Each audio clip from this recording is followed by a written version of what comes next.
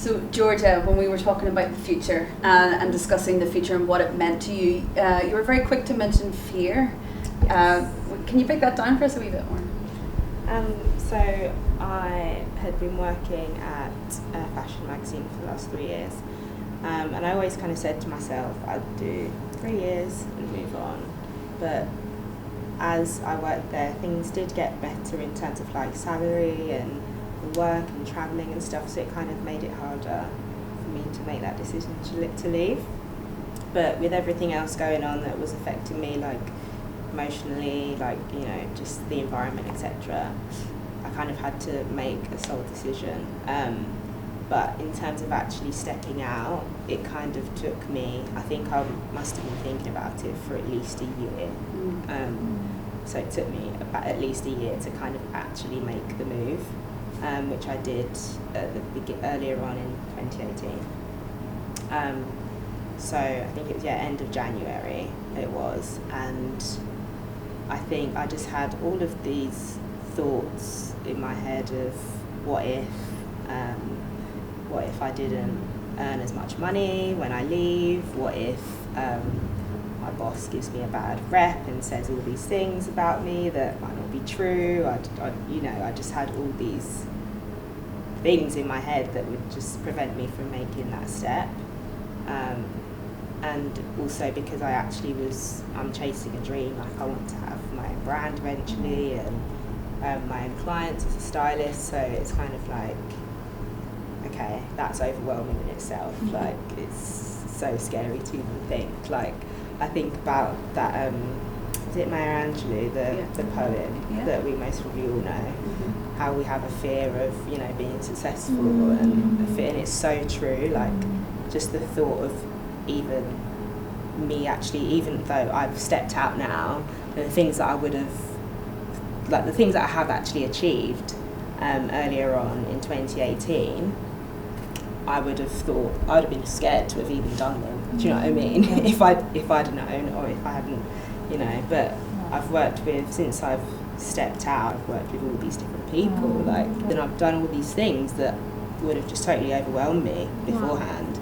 And they're more like, they're amazing clients and better clients that I've worked with even when I was at, you know, the magazine. So I'm just like, okay, maybe it's alright, like I'm doing okay.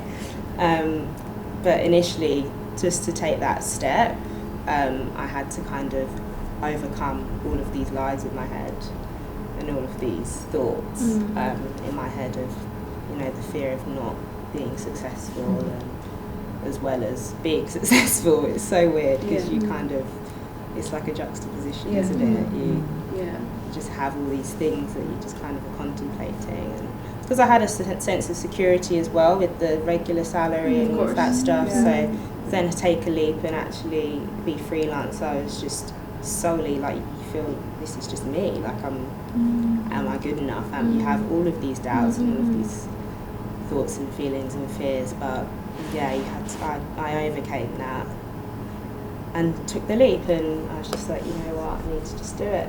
So it reminds me, just when you're talking, I'm gonna like completely car crash this quote by Anais Nin, but it's something along the lines of, and the day came when the effort it took to remain a bud became more painful, becomes more painful than the effort it takes to blossom. And it kind of feels like this is, listening to you speak, that this was kind of like your journey. It was just becoming far too painful in the sense of like the vision almost was becoming bigger than the fear. Is that what you say? Yeah, and I think all the time that I was working there, like with it leading up to when I left, I wasn't thinking about everything being there. Everything, whilst I was at work, my thoughts were elsewhere, thinking about what I should be doing, what I'm going to do elsewhere. It wasn't in that environment anymore. My time had been done there now. I had to like move on because my head wasn't there, my heart wasn't there.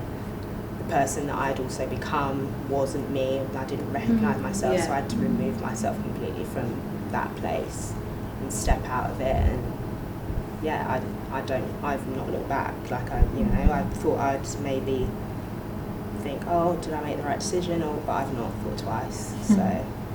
And how do you feel now? Like you faced that fear in a sense. Did it afraid? How do you feel now being on the other side of that? Relief.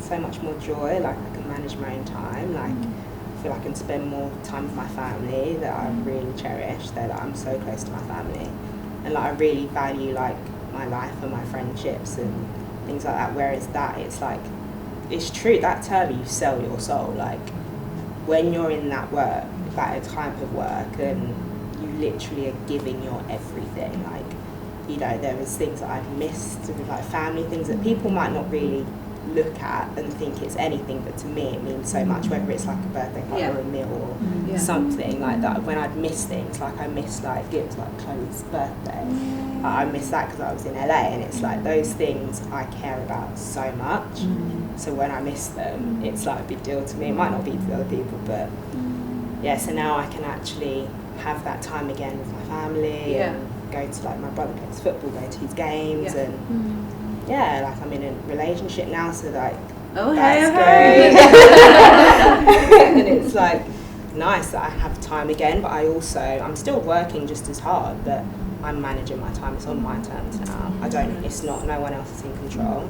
And this is living, like you're living now, you know, you're not just existing and surviving, you're living, and I think that we hear this so often on the other side of fear, is that abundant life, is that living, and that kind of like aha moment of, right, this is what it's all about, this is what it looks like. But I'm so inspired by you stepping out in that, so, you know, with that fear, so thank you for sharing. Yeah, I think I said it before, but never be less for anybody else. Be you and be proud to be you. And own it, and Next time on the 7 series. Every excuse I could think about to not get it started, and then I ran out of excuses.